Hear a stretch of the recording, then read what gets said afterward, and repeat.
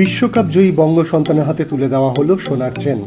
Cricket association of বেঙ্গলের তরফ থেকে দেওয়া হলো সোনার ব্যাট বল এবং 34 লক্ষ টাকার চেক। মেয়েদের বিশ্বকাপ ফাইনালে 34 রান করেছিলেন রিচা। সেই কারণেই সৌরভ গাঙ্গুলির নেতৃত্বে এই অভিনব উদ্যোগ সিএবির। এছাড়াও দেওয়া হয় একটি ক্রিস্টালের স্মারক। রিচা ঘোষকে বঙ্গভূষণ দিল রাজ্য সরকার। ইডেনে সিএবির সংবর্ধনা মঞ্চে ঘোষণা করেন মুখ্যমন্ত্রী মমতা ব্যানার্জি। বিশ্বকাপ মাতানো রিচাকে 1 নম্বরে দেখতে চান মুখ্যমন্ত্রী মমতা ব্যানার্জি।